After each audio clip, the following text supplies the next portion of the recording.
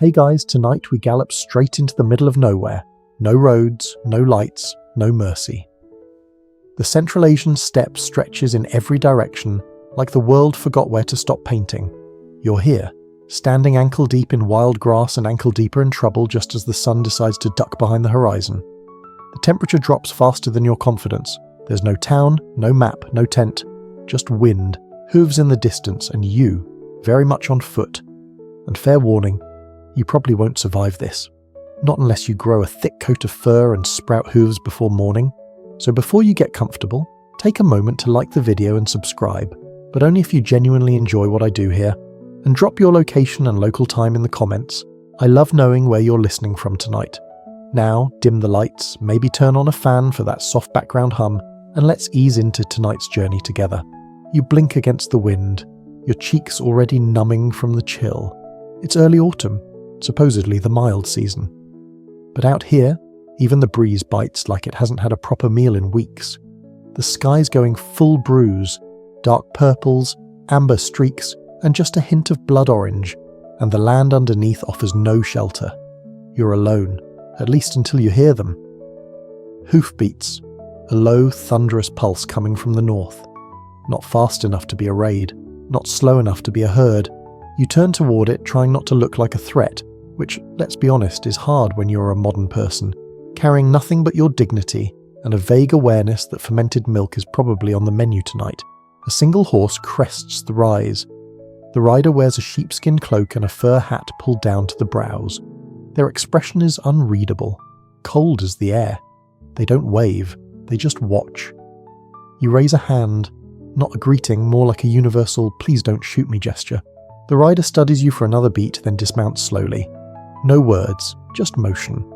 They lead the horse forward, and you catch your first close look. The animal is massive. Not in a romantic knightly steed sort of way, but in a "this horse could trample you without blinking" kind of way. Stocky, muscular, with eyes that look like they know more about survival than you ever will. The rider gestures toward the horse, then at you, then at the horizon. You're not sure if it's an invitation or an ultimatum. Either way, you follow. They let you walk, but barely. You trudge alongside the horse as twilight soaks into the land. Your boots, already regretting their choices, squish slightly with each step. There's no path, just instinct, and the riders trust in their horse, who seems to be leading more than being led. After what feels like an hour, but could be 10 minutes or 2 days, you spot a cluster of gers in the distance, round felt tents, low, wide, smoke curling from chimneys like the earth is sighing. You head straight toward them, then stop, because something's wrong. You blink, and the camp is gone. No sound, no movement, no hint it was ever there. You're sure you saw it. Even the horse hesitates. The rider doesn't flinch, just spits into the wind and mutters something you don't understand. The superstition here isn't subtle. According to some legends, still taken seriously by modern herders, the steppe hides what it wants. Camps can vanish, time can slip, and spirits walk in fur and hooves. Historians still argue whether this belief in disappearing camps and shape-shifting winds was metaphorical, weather-based, or an early form of trauma response. But right now, none of that matters, because you are, once again, alone, and the sun is gone. You're led to a hollow in the land, shielded from the wind. A fire is lit in seconds, literally with flint and dried dung, and the warmth feels like forgiveness. The rider finally speaks. Their voices gravel, their eyes humorless. You don't catch the words, but you understand. You're not out of danger, you've just begun the waiting. A cold night is falling. The wolves are out there, and your only friend has 4 legs.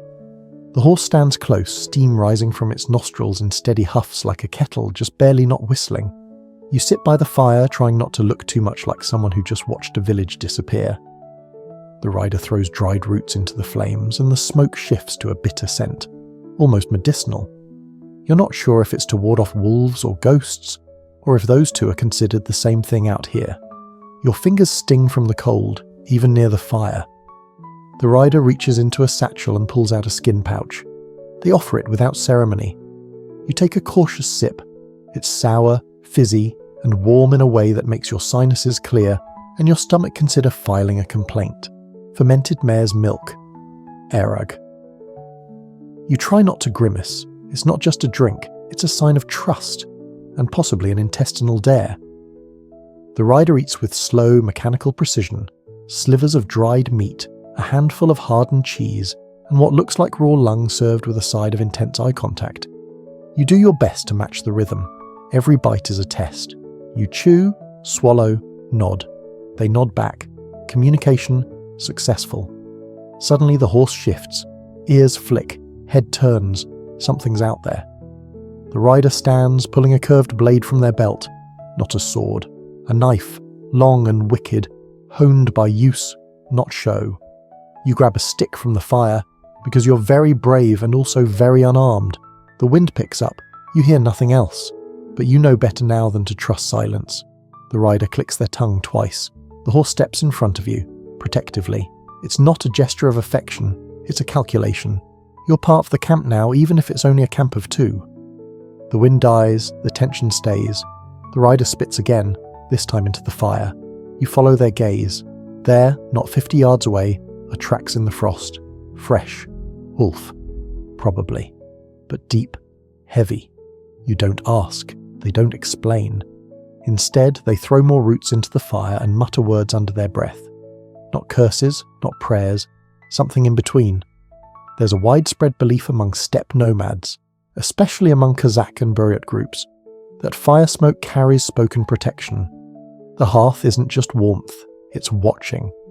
You're not just feeding the flame, you're feeding the unseen. The rider says something sharp and short, points to the horse, then to you, then mimics a riding gesture, but not one you're familiar with. You stand, puzzled. They roll their eyes, universal body language, and walk you toward the horse. You're about to mount when they stop you. Grab your wrist. They shake their head. Then they mount the horse first, spin it in a tight circle, and slide off like water. You're being shown something. Again they point, this time with more urgency. You approach the horse. It doesn't move, but its eyes dare you. You reach for the saddle. There is none, just a wool blanket tied down with rope. Okay, fine. You place a foot where you think a stirrup might go if this were a movie, and then you're on the ground, face in the grass. Horse still staring at you. The rider chuckles. Once. That's worse than a whole monologue.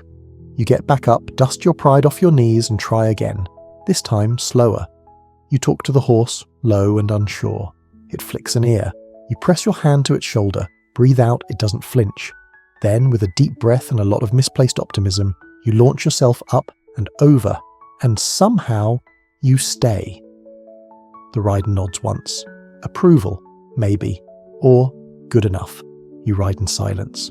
Not far, just over a rise where the frost glitters like crushed bone and the air thins even more. There's a second campfire already burning. You didn't see it before, but you're not surprised now. You dismount shakily. The horse snorts. You stumble toward the fire. A figure waits. An old man, face carved like driftwood, hands covered in soot and rings made from bone. He doesn't speak. He simply points to the flames, then to you, and you realize this isn't a camp, it's a test. And the horse? It hasn't accepted you yet. Not really. Until it does, you're just a body on borrowed legs. The old man throws something into the fire that smells like blood and salt. The smoke turns blue, and for a moment, it curls into the shape of a wolf. You don't react to the smoke wolf, at least not outwardly. Your eyes twitch, your breath catches. But you keep still, because everyone else is. And if there's one rule you've learned out here, it's this. Follow the silence. If no one gasps, neither do you. If no one runs, don't even blink. You watch the smoke dissolve back into formless blue wisps melting into the dark. The old man, who still hasn't spoken, nods once, and you realize this was the point. Not to test your strength, your stillness. He finally gestures. Sit. You obey. The fire crackles. You're handed another skin pouch, this one thicker. The scent inside is complicated. It smells like sour cream, wet leather, and courage. You take a sip. It punches you in the sinuses, then nestles into your chest like an aggressive pet. You cough once, then nod, because apparently that's the custom now. The old man speaks, slowly, in syllables that don't rush themselves. He talks about horses that cry in their sleep, He says wolves have names but only use them when they're angry. He tells you the steppe used to be smaller because people remembered each other. Now it stretches wider because they forget. You think it's poetry until he mentions a family, a woman, a boy, 3 horses, gone, not lost, gone.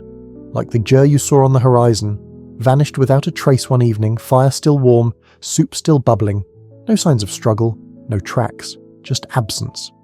Steppe swallowed them, he says, and tosses more dried herbs into the fire. Historians still argue whether these disappearances were due to raids, sudden migration, or mythological reinterpretation of natural danger.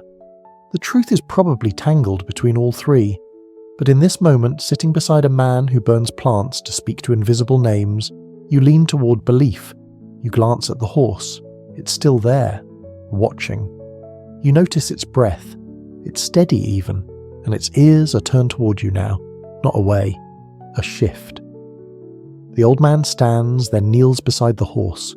He traces something on its flank with his finger, a symbol you can't quite see. Then he dips his hand into ash, smears it on your chest just below your collarbone. It stings, not from pain, from recognition. The fire spits sparks. The horse stamps once. The man says, "Now it begins." You don't know what it is, but the temperature drops. The stars overhead burn clearer, and the wind stops pretending to be your friend.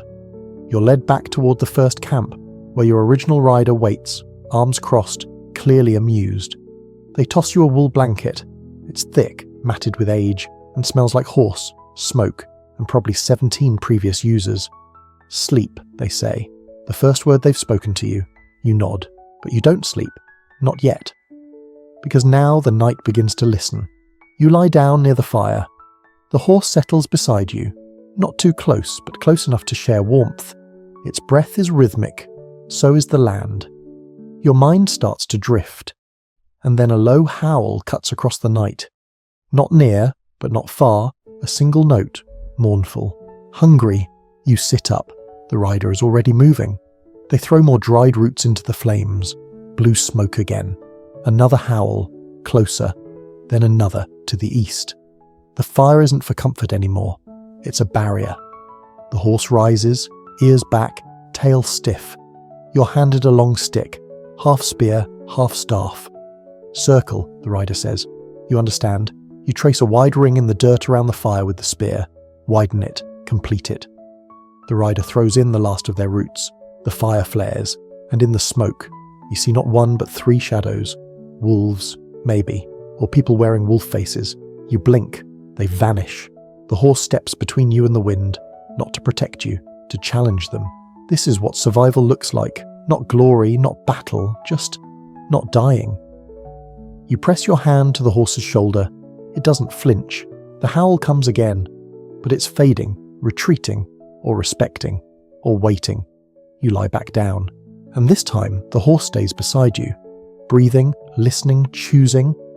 You wake with frost in your hair, not metaphorical frost, actual, sparkly, freeze your eyelashes together frost. The fire's nothing but glowing coals now, breathing their last heat into the earth. The horse is gone. You bolt upright, panic pinging through your chest like a cracked drum. But before your pulse can spiral, you hear a soft snort. Just behind the rise, you scramble up the slope in half-frozen boots, toes stiff, fingers slower. And there it is, your horse, grazing like it didn't just ghost you in the middle of predator country. It lifts its head and gives you the kind of look only a 1,000-pound animal can manage. One part, calm down, one part, you're late. At the crest of the hill, your rider waits. Still no smile, still wrapped in fur like they're immune to cold and emotion. They beckon you down with one hand, then turn their back, fully trusting you'll follow, which you do, because the alternative is wandering the steppe alone with nothing but regrets and your taste memory of fermented mare's milk.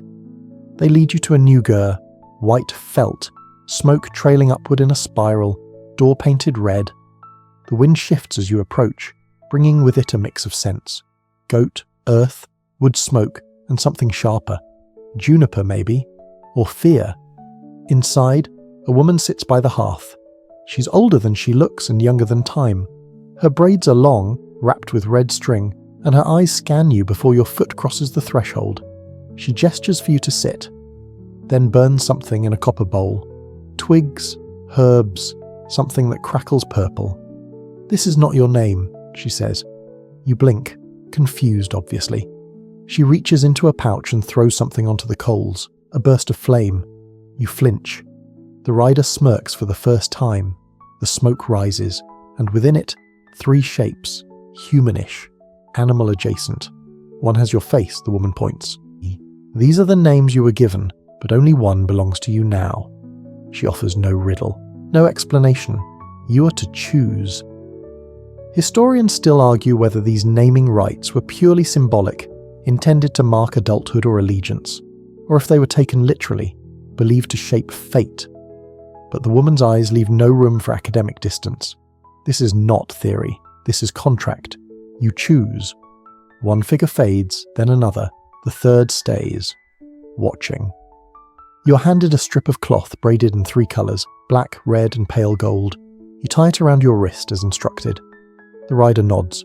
You've passed something, maybe a test, maybe yourself. Outside, the horse waits. You approach it slowly, it doesn't move. You lift your hand, it leans forward and breathes into your palm. Warmth, steam, recognition. This is the moment you've been waiting for. You don't ride yet. You walk, beside the horse, through low grass and frost into the morning wind. The camp disappears behind you, not vanishing like before, just fading into memory. You crest another hill. There, scattered across the valley below, are dozens of horses, wild, half-tamed, eating, sparring, sleeping in sunlight like gods wrapped in muscle and dust. Your rider whistles. 3 of the herd lift their heads. They come toward you, slow and sure. Yours doesn't flinch. Instead, it moves slightly closer to your side, claiming you. The others halt a few paces away, watching, not jealous, just respectful. You sit on a rock. The rider hands you something, dried meat, a flask, a small comb made of bone, and a bit of rope. You glance at it. They say, "If you can braid this without looking, your hands belong to the horse." You raise an eyebrow, they shrug. You try, it's awkward, your fingers fumble. The rope twists wrong. You start again, this time slower. You listen, not for instruction, for rhythm. Eventually the braid forms, crude, lopsided but complete. You hand it back, the rider ties it to your horse's mane. Nothing else is said, nothing needs to be, because now when the wind brushes past you, it curves, just slightly, like it remembers your name too. You ride for the first time as the sun begins its long descent behind a bruised skyline. It's not a triumphant gallop, more like a wobbling negotiation. Your legs argue with the saddle, except there is no saddle, just that coarse wool pad you've already learned to distrust. The horse moves like it's aware of your doubt, not irritated, just indifferent. If you fall off, that's between you and gravity. Your rider is already ahead, seated like part of the animal, swaying in perfect unity. You catch yourself wondering how many years, or lives, it takes to ride like that. Probably both. The wind is stronger now, colder. It cuts through your clothes like they're made of paper. You bury your face into your scarf and keep going. You're headed toward another camp. This one permanent-ish. A winter site nestled in a shallow basin where the wind rolls overhead instead of through your ribs. You arrive as dusk deepens to indigo. Smoke trails from the stovepipes. A few dogs bark lazily, then realize you're unfamiliar and switch to full-throated warnings. You're greeted not with smiles, but with eyes, calculating, measuring. The rider says something low and fast in a dialect you can't place. A boy, maybe 13, nods and runs ahead. You dismount awkwardly. Your knees buckle. Your thighs scream. You've discovered at least 3 new muscles and all of them are angry. A woman steps from one of the gers. She's small, draped in layers, and holds a stick that might double as a ladle or a disciplinary tool depending on how you behave. She beckons you inside. Warmth, finally. The kind that wraps itself around your back like it missed you. The ger is dense with scent. Wood smoke, mutton fat, and a kind of musky sweetness from dried herbs hung from the rafters. A kettle hisses on the stove. She pours you a bowl of something pale and thick. You drink it. Sweet. Milky. With just enough tang to confuse your tongue, it's not bad, until she tells you it's made from reindeer milk. You pause, then nod, because apparently that's the game here. Say yes to everything, flinch at nothing. She laughs. You're warming up, literally and socially. A man enters, tall with a long moustache and a face carved from stone. He doesn't speak, he just hands you a carved charm, a piece of bone etched with a spiral and a dot.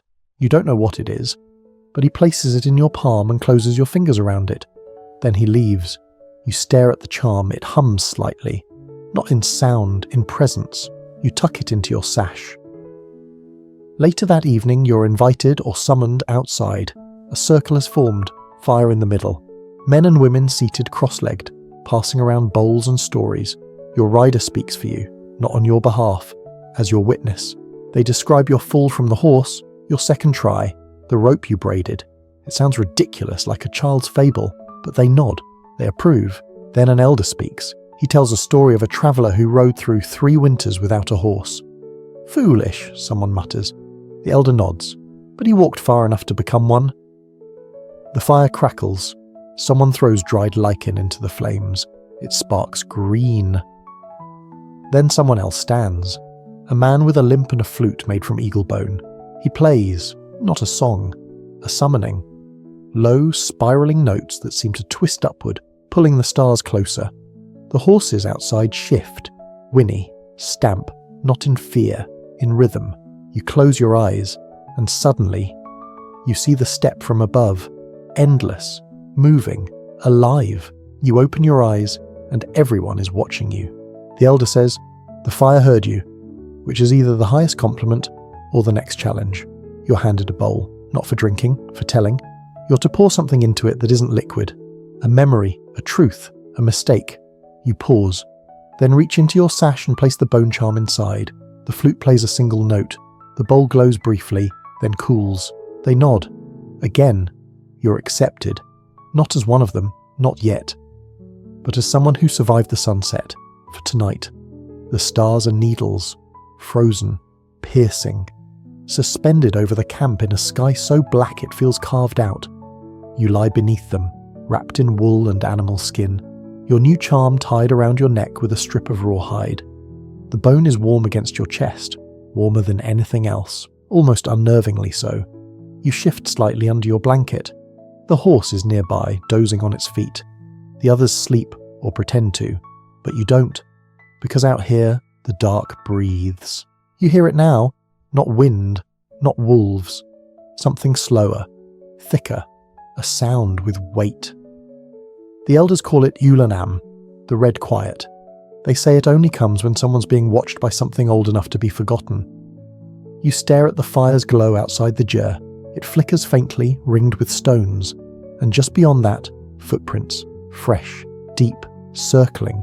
You don't panic. You've learned not to. Panic makes you loud. Loud gets you followed. You reach for your boots, frozen stiff beside you. Slide them on, one by one. Each breath puffs out like a ghost. You step outside. The air stings instantly, your nose and cheeks going numb within seconds. But your eyes adjust. The moon is low but full, the wind is sharp, and the prints, those deep-clawed ovals, are definitely not human. They circle the camp like brushstrokes. Precise, intentional. You crouch, and find one set leading away from your ger. You follow, because of course you do. The frost crunches beneath your feet. The landscape is lunar, pale grass, ridged earth, shadow stretching in every direction. You pass the horse herd sleeping in tight clusters. Their breath rises like smoke signals. Then you hear it. A growl. Low. Wet. Close. You freeze. It doesn't. You turn. And there it is. A shape. Too tall to be a wolf. Too thin to be a man. Wrapped in fur. Bent backward at the knees. Eyes like lanterns doused in blood. It doesn't charge. It watches. And then it kneels. Your breath catches. It places something on the ground, then disappears. Just like that. No sound, no trail. Gone. You don't chase. You walk, slowly, toward where it knelt. There, resting in a ring of disturbed frost. A bone flute, carved with the same spiral as your charm. You pick it up. It's warm. You bring it back to camp. The elders wake before you speak. They don't look surprised. One of them says, "He gave you breath." Another nods. "You'll need it." They invite you into the circle again. A younger boy asks, "Was it a spirit?" The elder answers, "No," then adds, "Not only." This is how belief works out here. There are no lines, only layers. The flute is placed in the centre of the fire circle. They all bow their heads, you do too. Later you're taught how to play it, not by pressing fingers on holes, but by mimicking wind. The old man says, "If it sounds like music, you've already failed." So you blow, softly. A dry rasp escapes. Not music, not noise, but presence. The horses stir. Your own whinnies once, low and thoughtful. You blow again. The sound deepens, a spiral in audio form. The elder smiles, almost. You're learning. That night, no wolves howl, no footsteps circle. Even the wind seems hesitant. The fire burns steady, and you sleep, finally, without fear, but with the bone flute clutched in your palm, just in case the red quiet comes again. You wake to snorting breath inches from your face. Not a wolf, not a person, your horse, lowering its head like it's checking if you're still alive. You blink sleepily and offer a weak grunt in response. It blinks back, then, without ceremony, turns and trots off to rejoin the others, leaving a small pile of warm dung where your pillow should have been. Good morning. The camp is already stirring. Smoke trails from the tops of gers like sleepy serpents. Children carry firewood in bundles twice their size. An old woman is yelling at a dog that keeps eating ash. You stretch, creaking in every limb, and step outside to the kind of cold that makes your teeth want to shatter. The fire circle is alive again, and you're called to it by nothing more than a glance. The rider from your first night waits for you, hands on their hips, clearly amused by your morning dishevelment. They gesture with their chin toward a flat stone on the ground. You sit. A bowl is placed before you.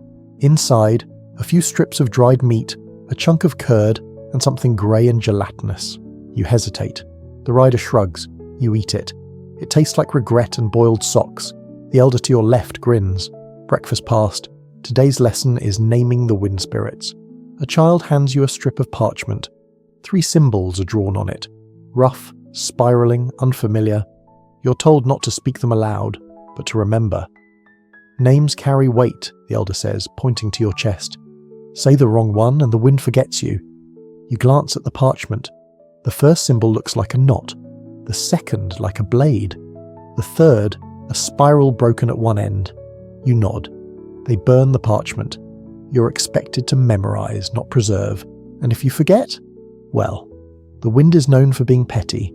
You're then given a task. Walk to the western ridge, alone. Take only your horse and the bone flute. You ask why. The rider says, because that's where your echo is.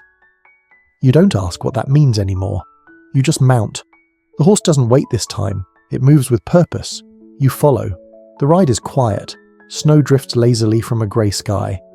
The land glows with frost and light, and the promise of things no city street will ever whisper. You reach the ridge. It overlooks nothing, or everything. A vast bowl of steppe stretching to the ends of the world. You dismount, stand, wait. The wind picks up, soft, then stronger. You hold the flute to your lips and blow. No song, just breath.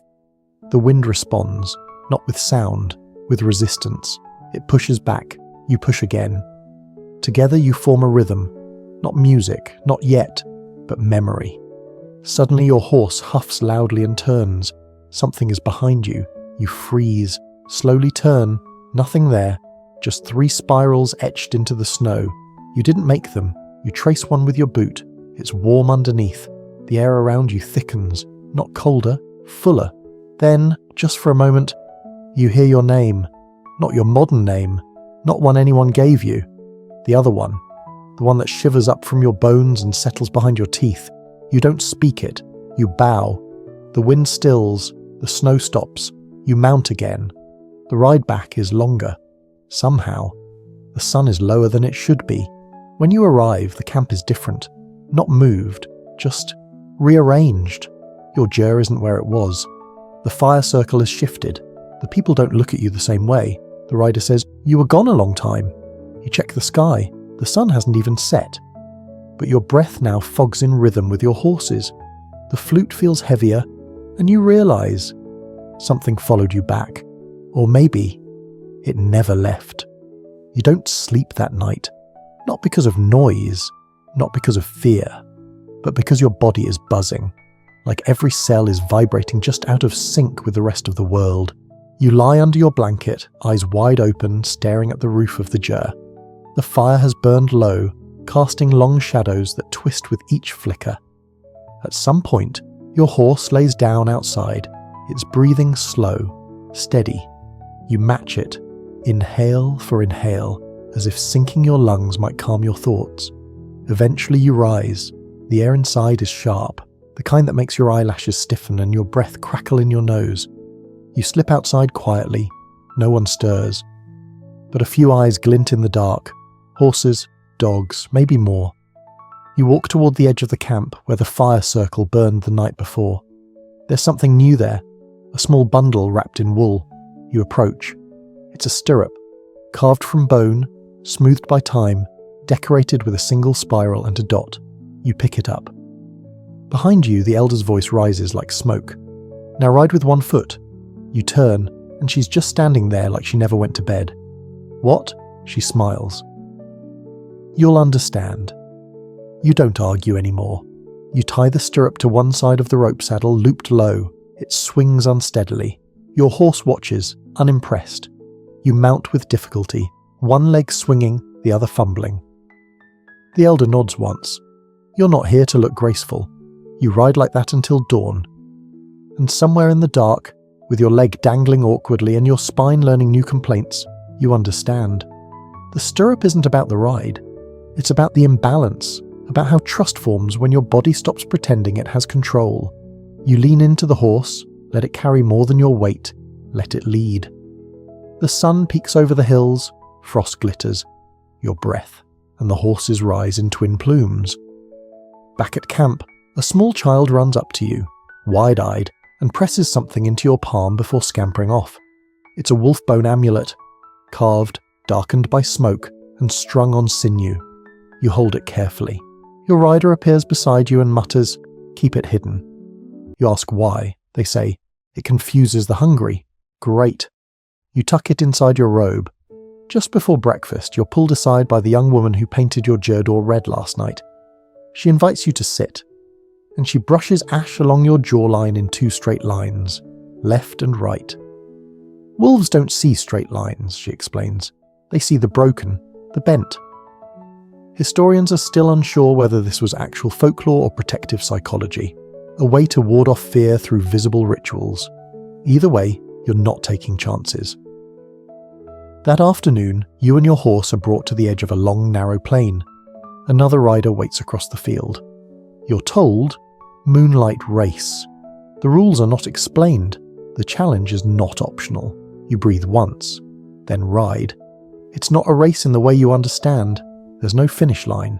The horses run not toward a goal, but away from something. You feel it. The wind behind you thickens. Your horse surges. The other rider shouts something you don't catch. You glance back, and you see it. A shape. Tall. Wrong. Running faster than wolves should. You don't look again, you just ride. Your horse moves like it knows this rhythm, like it's raced this shadow before. The moon blurs above you, the frost flashes silver underhoof, and when you finally slow, heart racing, lungs burning, the shape is gone. The other rider is gone too. You're alone, for exactly 7 breaths. Then your rider appears from behind a knoll. They nod. You passed. The moon glows high now. The steppe is quiet again. You dismount, legs jelly, and your horse does something new. It lowers its head and touches your shoulder. Not a nudge, a gesture. You're part of the herd now. Not master, not owner, just belonging. You walk back to camp together. 2 shadows in the frost. 1 heartbeat shared between hooves and feet. The next morning you're greeted not by a person, but by firelight curling up your face. Someone has already stoked the hearth inside your ger. You open your eyes to golden flickers dancing across the felt walls, casting ghost shadows in every direction. The wolf bone amulet is still tucked beneath your robe, pressed against your ribs like a second heartbeat. You sit up slowly. Your horse is gone again, vanished into the morning with the same stealth it used the first time. But you're not worried now. You know it'll return. Or maybe it never really left. Maybe it's circling the camp just out of sight, watching the wind for shapes that don't belong. Outside, the world is blinding. Sunlight on frost turns the steppe into one giant mirror. Every step crunches beneath your boots like stepping on sugar glass. The camp is quiet, too quiet, but not in the haunted sense, in the expectant sense. The elder meets you at the edge of camp. She holds a curved stick in one hand, charcoal. She points to the snow. You are to draw your horse, but not what it looks like, what it feels like. You hesitate, crouch, and begin. The lines come slowly, not a perfect body, not a proud head. You draw a swirl near the chest like a spiral of breath. You draw heavy legs weighted by survival, and you draw one eye closed, listening. When you finish, the elder looks at it a long time, then she draws something beside it. 3 human figures, 2 standing, 1 lying down. You look at her, confused. She says nothing, just walks away. That afternoon, you're told to prepare for sleeping with the herd. You're handed a fur-lined blanket and led out to the edge of the grazing field. The wind has picked up again, as usual. You're told they will keep you warm, and that's it. No tent, no fire, no instructions. Just you, a blanket, and several thousand pounds of hoofed animals with opinions. You find your horse quickly. It's the one that turns to look at you before you speak. It doesn't move toward you, but it doesn't walk away either. You settle nearby, letting the others surround you. Their body heat is real, powerful. They shift and snort and stamp, but not nervously. Just living. You lie there, eyes open to a black sky, pressed into frozen earth softened by the scent of sweat and hide and hay. And then, a sound. Far off, but not distant enough. Howling, sharp, harmonic, wolves. You tense. The horses do not, they stay still except yours, which moves closer. It steps over your body, then settles behind you, guarding your back. You're surrounded by breath and muscle and the slow, deep drum of hooves shifting against the ground. The howling rises, so does the wind. You clutch the bone flute in one hand, your wolf bone charm in the other, and wait. Not for safety, for understanding. And it comes, not as words, not as logic, but as instinct. The herd is not unafraid. They are ready, and because you are with them, so are you. You fall asleep like that, in the crook of a horse's warmth. With wolves singing lullabies and wind pulling blankets from your face, you dream of galloping through night, of being chased, of never being caught. You wake up covered in frost and horsehair, and to your left someone's nose is whistling. Not human, your horse.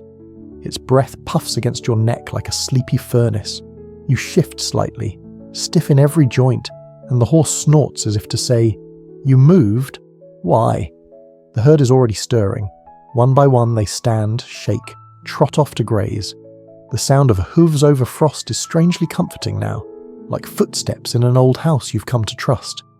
Your horse lingers by your side a moment longer before rising and walking a few paces off, tail flicking in time with the wind. You stand up slowly. The cold isn't cruel today. It's clean, sharp, awake. Someone calls you back to camp with a single whistle, high and short. You recognize the tone. It's not a command, it's a cue. A signal that the next test is beginning, even if no one says it out loud. You return to the fire circle. They're already assembled, the elders, the riders, even the children sitting cross-legged in the back with wide eyes and wool caps pulled low. The rider you first met gestures for you to sit beside them. You do. Then they begin throwing dry moss into the fire, slowly, rhythmically. It crackles, flares, then softens again. The smoke starts to swirl in unnatural patterns, forming a low, wide ring around the fire. "Do you see them?" someone whispers beside you. At first, you think they're asking about the people. Then you realize they mean the wolves in the smoke. You lean closer. The ring tightens. Dark shapes twist inside. Legs, snouts, teeth. Not threatening, just present. A warning? A ritual? Both? The wind picks up and the smoke follows, dancing in looping patterns that never rise above the fire. It's being held down, anchored by something or someone. The elder speaks. They circle when something has been claimed. She points to the bone flute hanging at your side. You were not given that. You were chosen by it. The smoke thickens. One of the children coughs. An older man stands, raises his arms and begins to chant. Not a melody, more like a repetition. Words looped in patterns like hoofbeats. You're handed a stick, just a plain carved branch, forked at one end. You're told to press it into the smoke ring. You do. Immediately the smoke changes. It coils around the stick, climbs it like ivy. And then a gap forms, not big, just enough. You see through it. And what's on the other side makes your stomach knot. Bones. Not many, but deliberate. Arranged in a spiral. Worn smooth by wind. A ritual site. Or a grave. Maybe both. The smoke collapses inward and vanishes. No one speaks. But they look at you differently now. Not with fear. Not with awe. Just with distance. You've been marked. Again. That night, you sleep inside. But it doesn't feel safer. You toss and turn. Not from dreams, but from the absence of them. You're too tired to see, too alert to rest. In the middle of the night, the rider taps on your doorframe and hands you a strip of hide. A message is burned into it. One word, written in the same spiral script you saw in the snow. You recognize it, though no one taught you. It means watcher. The rider says, they circle for you now. You want to ask who they are, but you already know. The wolves in the smoke, the ones who don't eat, who don't howl, who just walk around and around until something breaks. You sit at the fire until dawn, the flute in your lap, the wolf-bone charm around your neck, and the spiral-stamped hide across your knees. The fire spits once, then settles, and you realize you've become something you don't have words for. Not a rider, not a guest, not a spirit, but part of the ring, a moving edge around something ancient and untamed. And when the wolves come next, they won't be circling you, they'll be circling with you. You don't wake to sunlight or birdsong. You wake because your horse nudges your shoulder with the urgency of a friend who's decided to rescue you before you even know you're in danger. You sit up groggily, and in the grey pre-dawn light, you see that the camp has changed again. Not moved, just rearranged. Tents shifted a few feet, fire rings relocated, even the horses tied in new directions. Nothing is where it was when you closed your eyes. No one mentions it. You rise and follow the smells of boiling fat and buttered grain. You eat in silence, like everyone else. Breakfast is not for chatter, it's for watching the land. Because something out there always wants to cross the invisible line between there and here. You're sent to collect water today, alone. You don't question it. You just mount your horse, who's decided not to test you this morning mercifully, and head off toward the creek. It's frozen, of course it's frozen, but not solid, just enough to make it dangerous. You break the ice with a stick, dip your leather pouch in slowly. The water's so cold it bites. You fill 2 bladders, tie them to your saddle, and begin the ride back. Then you see it. A figure, not a person. A shape. Cloaked. Limping. Trailing just beyond the line of the ridge. You stop. It stops. Your horse growls. Yes, growls. A deep, guttural sound from somewhere in its chest. The figure tilts its head and vanishes behind the hill. You wait and wait. Nothing. When you return to camp, your rider is waiting. They say nothing, just point to your pouch. You hand it over. They nod, then pull something from their belt, a ring of smoke-charred fur bound with red thread. Keep this tonight, they say. Don't hang it. Wear it. You loop it over your neck beside the wolf-bone charm. It smells of ash and iron. The rest of the day is uneventful. Children play with carved bone animals. 2 men race their horses in tight circles. A woman sings to her fire, quietly, her eyes closed. You spend your time helping repair a split tent flap, threading sinew through holes in thick felt. Your fingers go numb, you don't complain. That evening the wind returns, stronger this time. It howls. Not through the trees, there are none. Not through the mountains, they're far away. But through the spaces between tents, through the gaps in thought. You sit in the fire circle again, This time everyone is quieter than usual. No music, no stories, just fire and wind. The elder breaks the silence, tells of a time when a village lit too many fires, and a wolf spirit came to remind them that not every dark thing needed to be chased away. Some needed to be welcomed.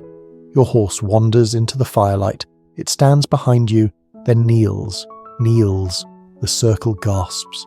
This is not normal. Horses kneel for death, or for birth, or for you don't know, not this, not you. The elder stands, walks over, places both hands on your head, whispers a word into your hair. You don't understand it. You don't need to. The fire flares, the wind hisses, and just beyond the light, you see them. Eyes. Not glowing, just reflecting. Wolf eyes. Dozens. Watching. You do not move. The horse rises. The elder steps back. Someone throws dried grass into the flames. The eyes vanish. You feel the charm at your chest heat slightly. Just once, then cool. When you return to your gyr, the walls seem thinner. You sleep anyway, because now they're not just watching you. They're waiting for you to walk, to ride, to lead. You ride before sunrise, not as a choice, as a summons. You wake to your horse already saddled, standing by your tent with one hoof tapping lightly against the frozen ground, like a heartbeat too patient to be ignored. The rider, your rider, waits near the fire pit, arms crossed, eyes unreadable, and with a second horse in tow. Not for them, for you. But it's not yours. It's a test horse. Leaner, meaner, restless. The kind that bucks before breakfast. They hand you the reins and say, "You've ridden trust, now ride doubt." Lovely. You mount eventually. Not smoothly. You stay on, barely. The horse fights you, just enough to remind you who's doing who the favour. Your legs grip tighter. Your breath shortens. Then they lead you out. Not alone this time. 3 riders, 4 horses. You form a crooked line moving across the frostbitten land like a shadow marching into itself. No one speaks. There is only breath, leather, hooves, and cold. You ride to a place called the Circle, not a metaphor, a real place. A stone ring, half buried in the earth, with a shallow fire pit in the centre and carvings so old the wind has forgotten their meaning. You dismount, the others do too, then one of them gestures. Sit. You do. The riders gather around you. They each take an object from their saddlebags, a claw, a feather, a length of twisted copper. They place them in the centre, around the fire pit. Then they point to you. You're expected to contribute. You fumble for your pouch. The bone flute, too sacred. The charm, already part of you. You settle on the strip of hide, the one burned with watcher. You place it gently between the other items. The wind stops, not slows, stops. The stillness is jarring. Your skin tightens, your ears ring. Then one of the riders begins to chant, not with words, with sounds, clicks, growls, breath patterns. Another joins, then the third. You're pulled into it. The rhythm takes you. You find yourself breathing with them in and out like tides of frozen air and half-remembered names. And then you hear footsteps. Not yours, not theirs. Someone, or something, is circling the stone ring. You look. Nothing. You feel. Everything. The horse behind you shifts, uneasy. You don't move. The lead rider steps forward, kneels, and lights a small fire. It flares blue, then green, then goes utterly black. You've never seen black fire before. It doesn't glow. It pulls light, pulls warmth, pulls thought. You close your eyes, and inside that darkness, you see the wolf again. Not made of smoke, not flesh either. Something between. It speaks, not in words, in knowing. You flinch, and that's when it lunges. Straight into your chest, you jolt, gasp. Eyes open, the fire is normal again. So is the light. But your heartbeat is doubled. No, it's not yours anymore. The riders watch you. No nods, no smiles, just silence. The horse you rode today, not yours, steps toward you and bows its head. The rider places a hand on your shoulder and whispers, "Now you've tasted fear." You're not sure what they mean, but you feel it, like frost in your lungs that won't melt. On the ride back, your horse moves closer to you than ever before. So close your knees bump, so close your breath matches its stride. And when you dismount, it doesn't walk away. It waits, as if asking, "Ready now?" And for the first time, you are. You sleep like a rock plunged into a frozen stream, still, cold, immovable. No dreams, no images, just darkness and weight. When you wake, your horse is gone again, and this time so is everyone else. The camp is empty, not abandoned, just paused. Fires still smoke. Boots rest outside tents. A kettle whistles somewhere, unattended. But there are no people, no dogs, no sound. Just the slow, rhythmic flap of tent skins in the breeze. You step outside, unsure if this is another test or a mistake. The sun is low and wide, burning a yellow smear through the horizon. You hear one thing: hooves. Slow, steady, approaching from behind. You turn. Your horse is there. No reins, no saddle, no rider, just present. It steps forward, close enough that you feel its breath again, the warm fog rolling across your cheeks. Then it does something unexpected. It kneels, again, but this time it stays down, and you understand. This isn't submission, it's invitation. You climb on, bareback, no words exchanged, and it rises slowly beneath you, steady as the earth itself. You ride, not guided, not commanding, just with. Through the frost-crusted valley, past the empty camp, into a place you haven't seen yet. A canyon of rust-coloured stone and ice-glazed ridges. Birds you don't recognise shriek from above, and the wind whistles through the ravine like it's searching for its own name. Your horse leads you to a bend, where a ring of soot and broken branches marks a fire long dead. In its centre, bones, laid out carefully, too carefully, each rib arranged, the spine straight, skull missing. Beside it, a single stone, carved into a spiral. You dismount, approach. This is no accident. It's a site, a place of remembering, or of warning. You place your hand over the spiral. It's warm, not just from the sun, from memory. Then a voice, not spoken aloud, but heard, inside your chest. It says, "Feed it." You reach into your pouch. You have the bone flute, the charm, the strip of hide, but none feel right. Then your hand closes on the wolf bone amulet. You hesitate, but you know. You remove it from your neck, place it on the stone spiral. The wind goes still, then sharp. A sudden gust tears across the canyon. You drop to one knee, shielding your eyes. And when you look back, the amulet is gone. The bones are gone. Only the spiral remains. And your horse, now standing directly behind you, silent, unmoving, but its eyes, different, calmer, older. It was part of this. You ride back with the wind at your back, not pushing, not dragging, just accompanying. When you return to camp, everyone's there again. Moving like they never left, you dismount. And this time they bow to you. Not deeply, not performatively, but enough to tell you something changed. The elder steps forward. She hands you a bowl. Inside, a single coal, still warm. She says, "Now you walk between the herds." And you understand. You're neither rider nor shaman. You're translating between breath and hoof, between howl and fire. That night, you don't sleep in your tent. You sleep outside, by the herd. Not beside it, within it. And as the frost creeps in and the horses sigh, you finally dream. Not of wolves, but of eyes watching from behind spirals, waiting for your next step in the snow. The next morning your breath comes in clouds as you open your eyes, frost lacing the tips of your eyelashes like a crown. Horses shuffle beside you, snorting plumes into the dawn. You rise slowly, your joints stiff, your thoughts soft. Sleep still clings to your spine, but something feels aligned. No one greets you, no one needs to. Your presence no longer surprises anyone.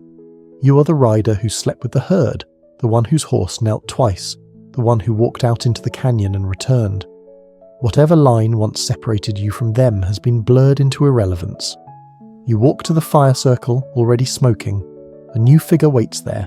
Not an elder, not a rider, a stranger, tall, wrapped in a grey wool cloak, skin like bark, a face that seems too still to be alive, until the firelight flickers and catches the twitch of an eye. This is the tongue giver. You've heard whispers. They don't live in any one camp.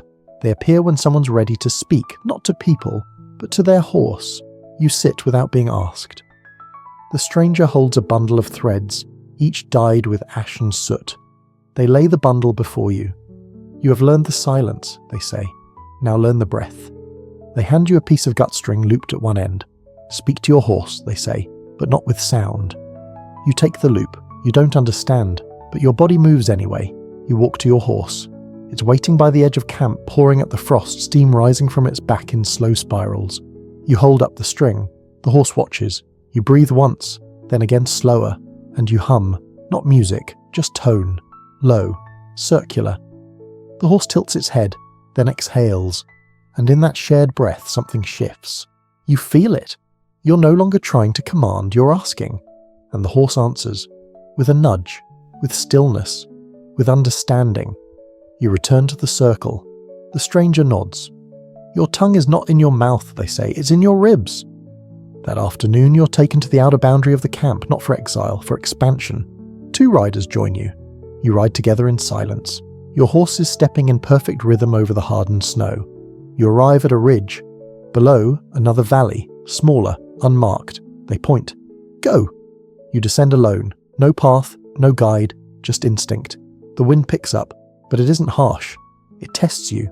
It pulls at your scarf, at your horse's mane, at your thoughts. You hum again. Low, circular. The horse relaxes. You find the centre of the valley, and there, half buried in snow, is a ring of stones. You dismount, place your hand on one. It's warm. You dig around it, uncovering a carved image, a spiral. Your spiral, or at least one that knows you now. You sit. Pull out the bone flute. Breathe once, then blow. The sound this time isn't just air, it's language. The wind stills, then echoes, not in mimicry, in response. Your horse steps closer, lowers its head, and you hear it. Not in words, in breath. You're not riding me anymore, it says. We're moving. You rise, leave a small token in the stone ring, the last bit of copper thread from the bundle, then mount. Together you return. But the riders aren't at the ridge. No one meets you. You arrive back to a camp unchanged, except now, when you walk through it, the dogs do not bark. The horses turn their heads. The elders nod, not to you, but with you. And your rider, they smile. First time, and hand you a stick, a long one, painted with spirals, a staff, not a weapon, not a title, a signal. You carry it now, because soon you'll carry others, through wind, through wolves, through darkness and memory. They call it the cold that thinks. You don't hear that name until much later, long after the cold has introduced itself without words, long after it has wrapped its fingers around your spine and whispered into the marrow of your bones. But when you first feel it, when the warmth of your horse no longer wards it off and your breath no longer fogs but falls, you understand. You ride into it just before sunset, not far, just beyond the hills, where the snow stops being white and starts being blue. It's quiet there, too quiet.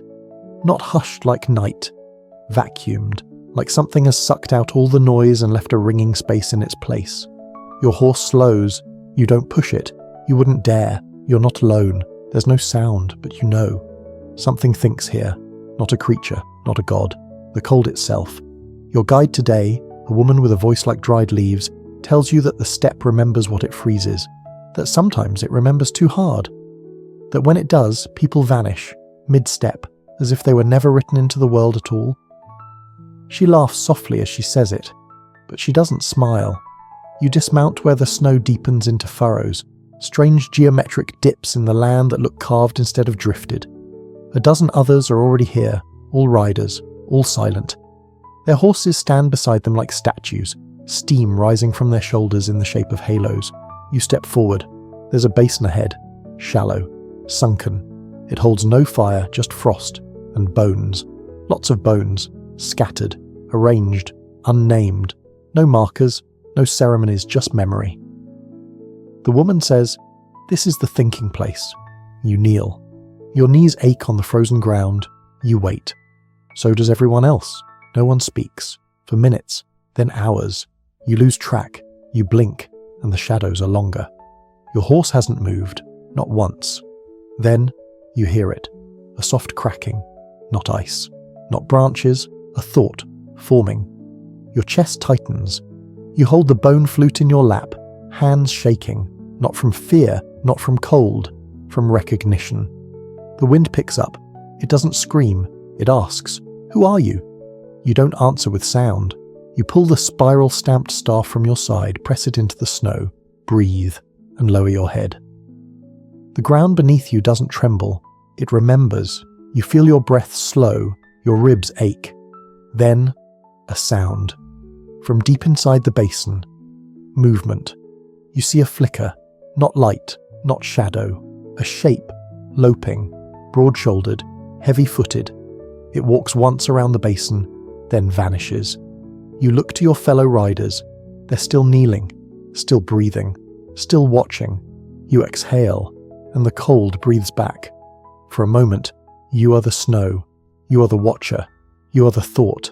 And then, the wind shifts, the moment is over. Everyone stands, no command, no signal. They just know. You mount. Your horse sighs, you ride back in silence. When you return to camp, no one speaks to you. They look, that's enough. That night, the elder places a bowl of fire coal and wolf hair beside your tent. You don't ask why. You just place it by your feet and sleep. Dreamless. Because when the cold thinks, you don't. You just exist. And if you're lucky, you exist long enough to be remembered. You rise with frost crusting the inside of your nostrils and a layer of ice on the inside of your tent flap. Outside, the world is blank, erased by a veil of swirling grey mist. It moves low and slow across the steppe, too thick for snow, too silent for wind. The horses are restless. Their ears twitch toward the fog. You hear them breathe but can't see their eyes. They call it the storm that isn't wind. The elders won't name it directly. Some just call it the hush. Others, the soft thing. Yes, you step outside and the fog clings instantly, crawling into your clothes, into your hair, into the small, forgotten spaces behind your knees and under your collarbone. Your rider appears beside you without warning. They whisper, "It walks today." You don't ask what. You just follow. You're told to bring no gear, no staff, no flute, just your breath and your horse. Together you ride into the fog. The world disappears, not fades, evaporates. Within 10 paces the camp is gone. You can barely see the head of your horse, but it moves forward anyway. So do you. There are no sounds except for the faint thud of hooves on soil that seems deeper now, spongier somehow, like you're riding across breath or memory. Then, footsteps. Not yours, not your horse's, not behind, not ahead. Beside you. Too heavy, too precise. You don't look. Your rider does. Then turns their eyes back forward and spits. That's not mist, they say. It's skin. You grip your horse tighter. Breathe slower, the fog parts briefly, revealing a standing stone, dark, tall, wider at the base. There's something drawn on it. A spiral. Of course. But this one moves. Not literally, not mechanically. But your eyes can't follow it. Each time you try, it shifts. The rider says, "This is the remembering rock." You nod. And the fog thickens again. You dismount. You're told to walk forward 5 steps, stop and wait. You do. After the 5th step, there's a sound. Not in your ears, in your chest. A knock, 3 times, like someone tapping on the inside of your ribcage. Then silence. Then a whisper. You. Your real name. The one the wind gave back to you in the canyon. It echoes once, softly. And then something moves in the mist. A shape. Man-like, but wrong. Too long. Too smooth. You don't run. You bow. Not out of reverence, out of recognition. You're not being tested. You're being greeted. The shape tilts its head, then dissolves. The mist thins. You see your horse again. You see your rider. They nod once, then turn back toward the direction you came. You follow. When the camp emerges from the fog, it's changed. The horses are quieter, the children indoors, the fire lower. You feel something on your hand. Look down. A spiral drawn in ash circling your wrist. The elder appears beside you. You pass the circle, she says.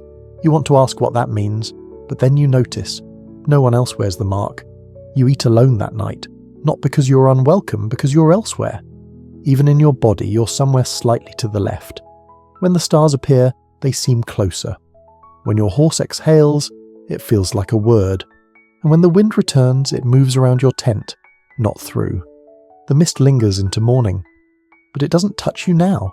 It remembers you, as one who stepped inside and didn't look away. The next day, there's no fog, no snow, no wind. The sky hangs low and colourless, like a stretched animal skin pulled tight across the heavens. Everything feels paused, like even the weather is holding its breath. You eat in silence. Everyone does. No stories, no flute. Even the dogs don't bark. Then, just before noon, the call comes. A single horn blast. Flat. Hollow. It's not loud, but everyone hears it. The elder walks through camp without stopping, her hand raised high. 3 fingers up, 1 curled. That's the sign. Ceremony of the circle. You're summoned. You and 8 others. All riders, all marked. You gather in the outer field where the wind sometimes comes to sit but never lingers. It's a flattened space, grass beaten low by hoof and ritual. The circle is already there, pressed into the earth. Not drawn, worn in. Spiral-shaped, of course. Always spiral. 1 path in, no path out. At the centre, a pole, short, scorched black, wrapped with rings of fur and dried flowers. You are given 3 things: a strip of horsehair, a dried branch, and a stone painted with ash. No one tells you what to do. You're just told, enter, so you do. The others wait. You step into the spiral, the horsehair in your left hand, the branch in your right, the stone balanced in your mouth. Yes, your mouth. The first few turns are easy. The spiral is wide, but each coil tightens, and with every step, your thoughts do too. The wind doesn't move here. The air thickens. Each footstep sounds like a drumbeat beneath the soil.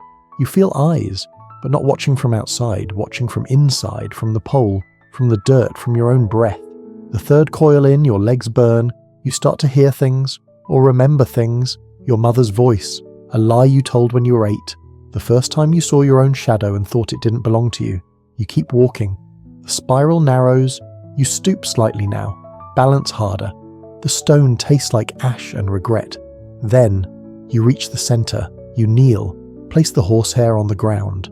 Snap the branch in half. Spit out the stone. It lands with a thud, flat against the dirt. The pole does nothing, but you do. Your ears pop, like pressure releasing. You feel a hum deep in the soil, and you swear for a split second the pole breathes. Just once, then still. You rise. No one claps, no one cheers, but the silence accepts you. You walk the spiral backward now, but the earth has changed. The soil feels heavier, as if it's remembering everything you've ever forgotten. You exit. The elder nods, hands you a bowl of smoke, not incense, actual smoke. You drink it. It tastes like cold air and burnt leaves. Then they say, you may speak. You blink. Realize you haven't spoken aloud in 3 days. You say your name, not your old one, the new one, the one the wind gave, the one the spiral remembered. It doesn't echo, it sinks, and the others bow their heads. Later, a child runs up and ties a red feather into your sleeve. They don't explain. They don't need to. Your horse stands nearby. Its breath fogs the cold air in slow spirals. It watches you, not like an animal, like a witness. That night the stars return, all of them, every one. The elder looks up and says, the sky has accepted your name. You sleep with your hand on the ground, and it no longer feels like dirt. It feels like memory. You dream of hooves, not running, pounding, not away from something, but toward. A stampede in slow motion, each step thudding through your ribcage like a heartbeat that doesn't belong to you. You don't wake from it. You rise with it. Your body just knows today is not a normal day. Outside your tent, the camp is already awake. No smoke, no fire, just movement. Everyone's packing, not in panic, with purpose. You see riders saddling horses, children tying up bundles of felt and rope, grown men folding tents like sacred cloths. The wind is still, and that's how you know something's coming. Out here, still wind is never a gift. It's a door opening. Your horse waits, already bridled. There's a new leather strap looped around its neck, painted with charcoal spirals and a single white feather. You trace it with your fingers. The elder finds you, says nothing, just hands you a small bundle, wrapped in hide, tied with thread. Inside, black powder, a polished bone, and a tooth. Human? Animal? She doesn't say. You ride through the bones today, she whispers. Don't stop. Don't sing. Your stomach tightens. No one explains where you're going, only that it's necessary. You ride in the second column behind the fire carriers. Yes, literal fire carriers. Young men with braziers strapped to their backs, smoke rising in ribbons as they ride. You travel for hours across open steppe. No breaks, no water. Then, just before twilight, you see them, the graveyard, or what's left of it. Spines of stone erupting from the frost, mounds like sleeping beasts, poles with tattered cloth still clinging to their tops, and bones, everywhere, bleached, broken, arranged. This is no random sight, it's a map. The elder signals, you dismount, and you walk. Your horse follows. The others spread out, each person walking alone, weaving through the bone spirals as if tracing a path through memory. And then you see them, shadows between the stones. Not human, not wolf, not anything. They don't move, but they watch. You walk slower now. Each bone you pass seems to whisper something. You don't understand the words, you understand the weight. Then a sound, like antlers against stone, then silence again. Your fingers find the bone flute, but you don't play it. The elder's words echo, don't sing. Instead you hum. Not a song, a shape, a spiral made of breath. Your horse exhales at the same rhythm. You round the final bend, and there it is. The centre, a pit, black, still smoking. No fire inside, just presence. You kneel, unwrap the bundle, throw in the tooth, then the bone, then the powder. The pit hisses and lets out a single sigh. Your horse doesn't flinch. You stand, and you know you've left something here. Not an offering, not a burden, a name, not yours, one that no longer needs you. On the ride back, no one speaks. The sky is pale orange. The land glows like cooled metal. When you arrive at camp, the elder gives you a final object, a scrap of cloth painted with 3 spirals, one complete, one broken, one burning. This is your road now, she says. You tie it around your wrist. It stings, though it's just cloth. That night you sleep near the horses. Your breath mingles with theirs, and in the darkness you hear the pit whisper again, but not your name. The one you buried, gone now, carried into smoke. The next day they don't ask. They wait. The camp moves with a different energy now, lower to the ground, as if something heavy passed overhead during the night and pressed everything down just slightly. No one tells you what to do, and for the first time, that doesn't make you feel like an outsider. It makes you feel responsible. You rise without prompting. Saddle your horse, tie the cloth with the 3 spirals around your neck. Today is your ride. Alone. You don't know where you're going. No one gives you a map. Just a gesture from the elder. One hand swept across the horizon like a painter about to smudge their canvas. You ride east. The sun rises behind you. Your horse doesn't hesitate. You ride for hours through frost over hills, past empty bird nests perched in the hollow of bare shrubs. The sky stays open and uncaring, and the land offers no advice. But the spiral in your breath continues, slow, tight, opening with each exhale, then you find it. Not a village, not a shrine, a stone, one, tall, weathered, ringed in feathers. Someone has carved a spiral into its base, but this one's unfinished. Your horse stops beside it and lowers its head. You dismount. The wind is light but focused, like it knows this place well. You kneel and press your hand to the stone, cold, unmoving. But then, a warmth spreads through your palm. Not temperature, recognition. You draw the final arc, complete the spiral. The wind lifts slightly, a rustle in the grass behind you. You turn and see 3 riders, not from your camp, not from any camp. They wear robes the colour of dried blood and sky shadow. Each carries a staff carved with rings, bones and feathers. One of them steps forward and holds out a flask. You take it. Drink. It tastes like cedar smoke and salt. You don't ask what it is. You already know it's the kind of thing that was never meant to be named. They nod and ride away. You're not invited, you're acknowledged. You sit beside the stone for a while, watching the sky shift from white to gold, then mount again and ride the long way back. Not because you're lost, because the land is still speaking. Along the way, you see things you've missed before. Old fire pits buried in ice, feathers tied to bushes, whispering in the wind, carvings in rocks, horses, birds, spirals. You. Someone knew you'd come. You return just after sunset. The camp greets you with silence, but a space has been cleared beside the fire. Your spot. You sit, and the child who once tied a feather in your sleeve now brings you a bowl. It's filled with black water and pieces of ice shaped like teeth. You drink. Everyone watches. Then the elder speaks. Now you carry the circle, and you feel it. Heavy, right behind your ribs. Not a burden, a center. You close your eyes, hear the fire, hear the wind, hear your horse breathing. And beneath it all, something older, the steppe itself, not speaking in language, but in pulse.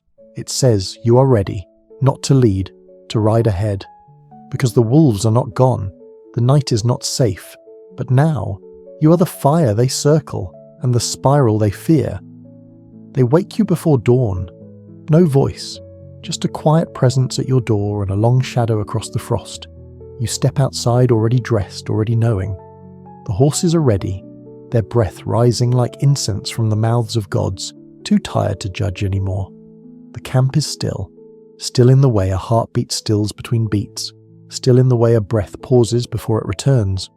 You walk to the fire, it's low, coals only, but alive. The elder stands beside it, her hand resting on the head of your horse. She says nothing, she doesn't have to. You kneel, she hands you a final gift, not a charm, not a name, a bowl, carved from horns stained with soot lined with fur. Inside, dried herbs, horsehair, a single white pebble. You recognize none of it, and all of it. Tonight, she says, you ride beyond. You nod. She doesn't say goodbye. She just steps back into the dark, and you ride. Alone. Not far. Just far enough. Past the grazing fields. Past the broken spiral where you buried your name. Past the stones that sing when no one's listening. You reach a rise, a high point, overlooking valleys curled in frost and shadow. You stop there. The air is heavy with starlight. The wind curls around your horse, your face, your fingers. You breathe in, and the air breathes back. You light a fire, small, circular, no flame, just heat. You sit beside it, bowl in your lap, flute at your side, and wait. You're not waiting for anyone. You're waiting for yourself. And then, softly, you arrive. Not in body, in knowing. You feel the journey behind you, not as memory, but as muscle. You feel the cold that thinks, the fog that walks, the horse that chose you, the breath that spiraled through flute and frost and fire. You open the bowl, you take one strand of horsehair, drop it into the heat. It smokes blue, then red, then still. You place the stone in your mouth, close your eyes, and listen. The world breathes, the earth watches, the wind speaks. It says nothing new, but you understand it for the first time. You rise, mount, turn your horse toward the valley. You ride, not fast, not slow, in rhythm, with your breath, with your fire, with your circle. You pass no one, and yet you're seen. The shadows pull back, the wolves fall silent. The steppe opens, not in welcome, in recognition. You're no longer a rider, you're no longer a guest. You are the spiral that rides through the dark, and where you go next. Even the wind does not know, but it follows, because you carry the fire, because you carry the bones, because you are the cold that thinks, and the warmth that remembers. The night is quiet now. The horses are resting. The fire has faded to amber coals. The wind has curled itself back into the hollows of the earth, and you, rider, watcher, firekeeper, have done enough. You've survived the steppe not by outmatching it, but by becoming part of its breath. You've listened when it offered no language. You've moved when it gave no map. And now, here, in the hush between stories and sleep, You carry something only the silence can truly hold. Let your breath slow. Let the frost melt from your chest, one flake at a time. Let the rhythm of hooves drift into the distance like a drum you once followed, and now only remember. You can rest now. The wolves are circling somewhere far from your fire. The wind for tonight no longer needs to test you, and the spiral that once opened beneath your feet, it's come full circle. Sleep easy, rider. The cold no longer watches you. It waits for your next step, and when the fire calls again, you'll know how to carry it. You'll know how to carry it. You'll know how to carry it. You'll know how to carry it. You'll know how to carry it. You'll know how to carry it. You'll know how to carry it. You'll know how to carry it. You'll know how to